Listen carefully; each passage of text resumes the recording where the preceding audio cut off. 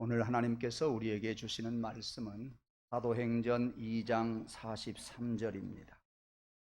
사도행전 2장 43절에서 47절까지의 말씀을 제가 봉독해 드리겠습니다.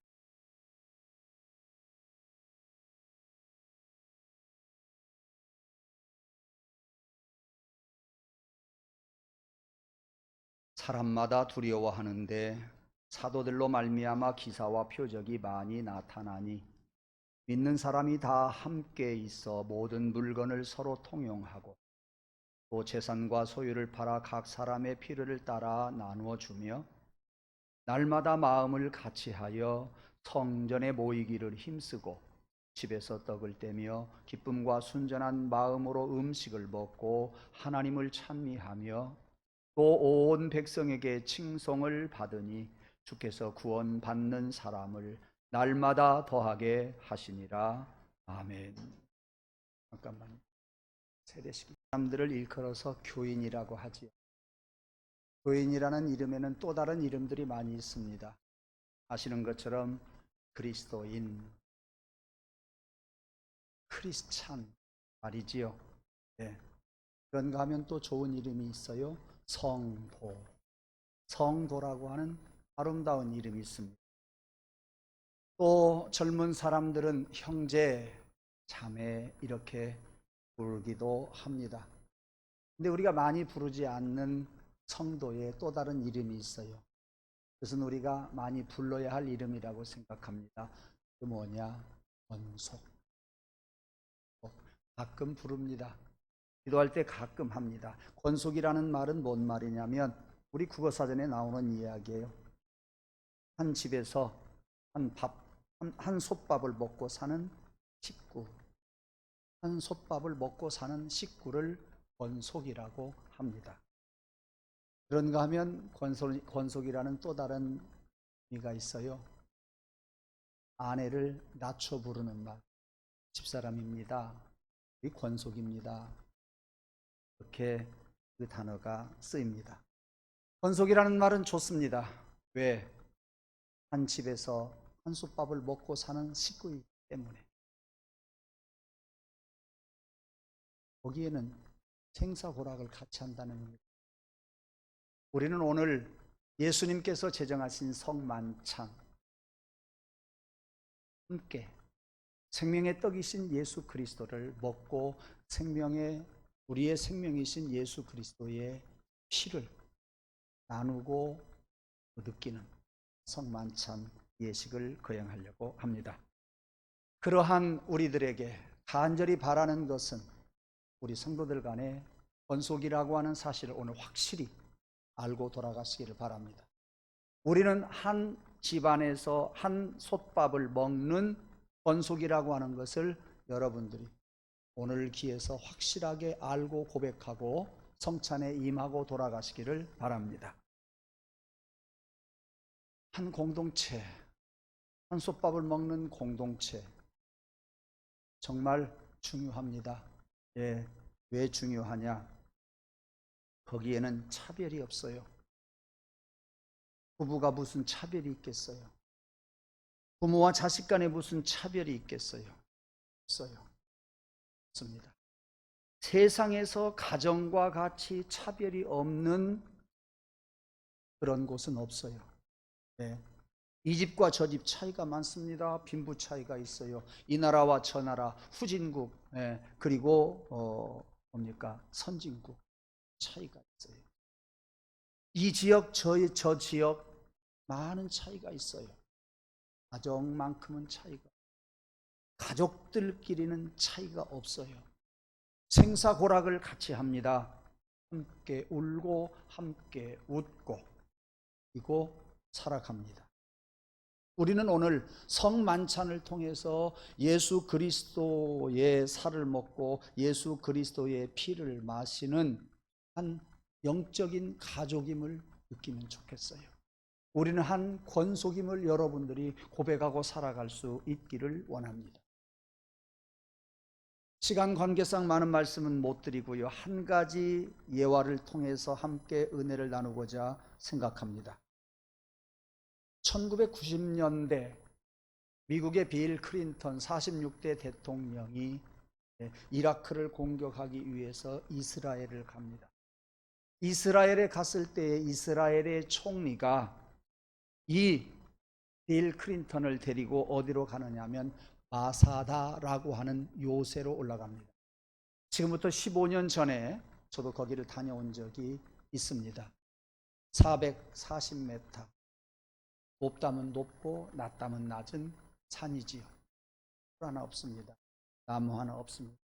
빨간 부실부실한 그 돌멩이 바위로 만들어진 요새, 천연 요새입니다.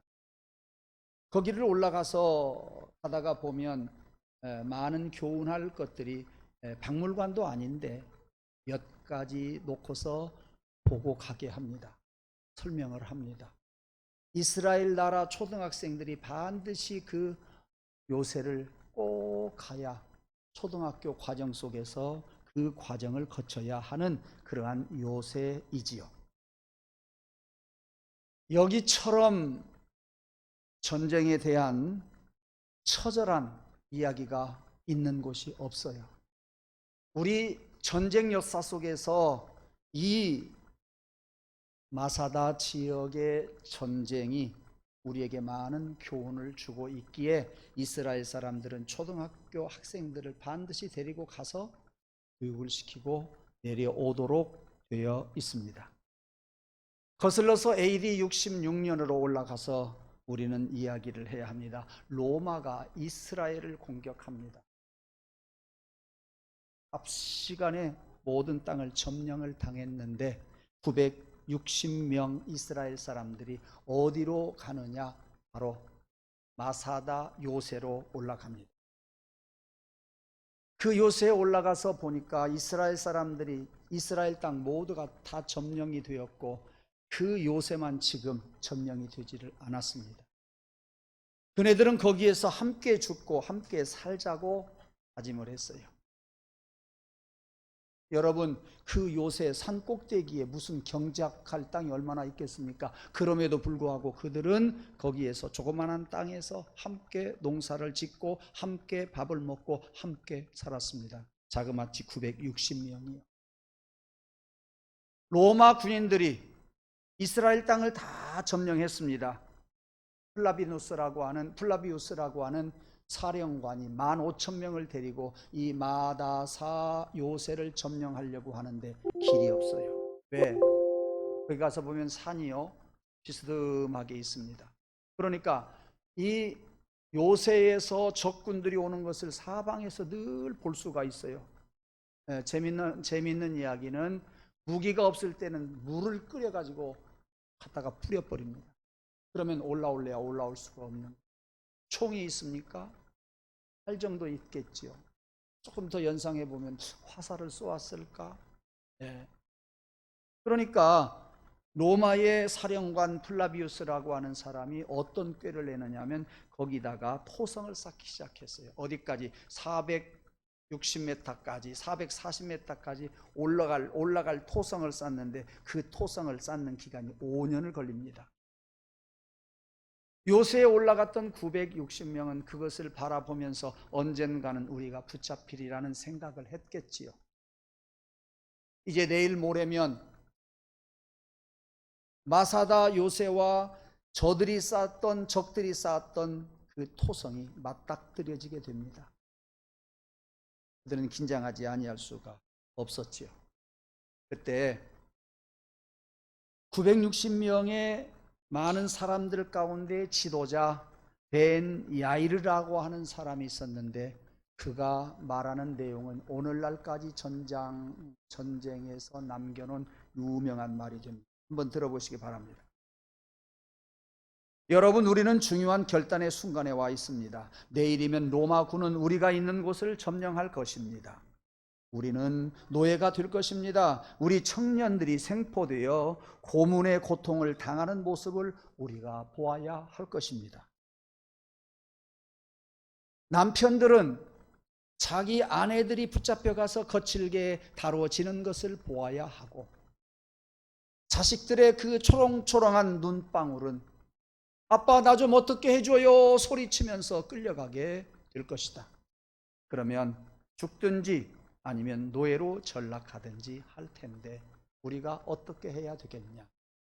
그 로마 군인들에게 끌려가서 우리들이 노예로 전락이 된다고 한다면 길이길이 이스라엘에게 큰 수치가 아니냐, 우리나라의 큰 수치가 아니냐, 그렇게 호소를 했습니다. 그래서 거기에 살던 남편들, 아내들, 아이들 960명이 거기서 죽기로 작정을 해요. 네. 차라리 여기서 죽으면서 자유의 몸으로 죽어야지 끌려가서 노예의 몸으로 살겠느냐, 차라리 죽자, 이렇게 결단을 하게 됩니다. 그래서 남자들이 칼을 들어요. 칼을 들을 수 있고 내가 칼을 쓸 수 있을 때 우리가 머뭇거리지 말고 지금 우리가 행동으로 옮깁시다. 왜 칼을 들었느냐? 자기 아내를 죽이는 거예요. 자기 자식을 죽이는 거예요. 아내를 죽이고 자식을 죽이고 난 다음에 그 남편과 아빠가 힘들고 어려워서 그들을 끌어안고 울고 있을 때에 이 지도자는 10명의 군사들을 또 뽑습니다. 그리고 저렇게 아내에게 연연하고 자식에게 연연하게 하는 사람들, 가서 우는 사람들 보거든 가서 등을 찌르라 그랬어요. 10명이 그 일을 합니다. 다 그 남편들이 죽어요. 네. 그리고 결국은 그 10명만 남습니다. 이제 우리가 어떻게 할 거나, 이 제비를 뽑자, 그리고 서로 죽이자. 제비를 뽑고 순서를 딱 정했습니다. 1번, 2번, 3번, 4번, 5번, 6번, 7번, 8번, 9번, 10번. 2번이 칼을 들고 1번 등을 찌릅니다. 푹 쓰러지고 나면 3번의 사람이 칼을 들고 2번 등을 찌릅니다. 4번이 3번 등을 찌르고 9번이 8번 등을 찌르고 10번이 9번 등을 찔렀습니다. 한 사람 남았습니다. 이 사람은 죽기 싫어서가 아닙니다. 죽습니다. 예. 모든 비밀 문서들을 찾아서 그리고 제거해버려야 할 것들을 전부 제거하고 태워버리고 그는 자결을 하지요. 한 사람도 안 남았습니다. 이때가 약 AD 70년. AD 70년. 1960년대에 이 사실을 알게 돼요. 어떻게 알게 되느냐? 무슨 사실이 발견되었느냐 하면 그때 다 죽어가는데 엄마 2명하고 아이들 5명이 남습니다. 엄마 2명하고 그들의 자식들 2명, 3명, 1명, 4명인지는 모르겠습니다만 하여튼 5명을 엄마 둘이 데리고 숨어 있었던 거예요. 그것을 지켜보았습니다. 그 사실을 알았습니다. 그것을 글로 썼습니다. 그리고 그들이 함께 농사를 짓고 밥을 지어 먹었던 그릇에다가 그것을 이것이 AD 70년경에 이루어진 일이 약 1600년 만에 발견이 되지요. 네, 그래서 알게 되었어요. 여러분, 그래서 이 전쟁이 처절하다는 이야기예요. 이 전쟁만큼 처절한 전쟁이 없다는 이야기입니다. 말씀을 맺으려고 생각합니다. 사랑하는 성도 여러분, 우리 예수님도 그들의 처절한 모습 못지않게 십자가에 달려 죽으셨는데 달려 죽으시기 전에 예수 그리스도를 따르던 제자들을 데리고 성만찬을 제정해 주셨습니다. 내가 십자가에 달려 죽을 것이다. 깨어있어 기도하라. 이렇게 만찬을, 최후의 만찬을 하는데 내가 다시 올 때까지 영원히 나를 기념하면서 성만찬을 거행하라 분부하시고 주님은 십자가에 달려 죽으셨고 부활하셨고 승천하셨습니다. 그래서 우리는 오늘날까지 교회는 예수 그리스도의 명령을 따라 성만찬을 하게 됩니다. 우리 교회는 1년에 4차례씩 합니다. 사랑하는 성도 여러분, 우리는 예수님께서 생명의 양식이 되신 것을 믿습니다. 우리는 예수님이 성만찬을 제정하시고 이것은 나의 몸이다, 이것은 나의 피다 라고 받아 먹으라, 받아 마셔라 하신 그 말씀을 따라서 우리는 함께 음식을 나눕니다. 밥을 나누고 피를 나눕니다. 우리는 한솥밥 먹는 식구다, 그 말이에요. 여러분 가정에 가면은 여러분 가정 식구들이 한솥밥 먹고 삽니다. 우리 교회에 와서는 우리는 영적인 밥을 먹는 한 식구라고 하는 사실을, 권속이라고 하는 사실을 오늘 잊지 말기를 바랍니다. 나는 권속입니다. 당신도 권속입니다. 이 자리에 있는 우리 모든 성도들이 한솥밥 먹고 있는 권속입니다. 이것을 기억하시고 성찬에 임하시기를 바라고 서로 사랑할 수 있기를 원합니다. 권속은 한솥밥 먹는 식구입니다. 한솥밥 먹는 식구는 생사고락을 같이 하니 생명 걸고 주님을 섬기시기 바라고 서로 주님과 더불어서 우리 성도들이 함께 사랑을 나누고 음식을 나누고 생사고락을 같이 하는 권속들이 되기를 주님의 이름으로 축원합니다. 찬송가 229장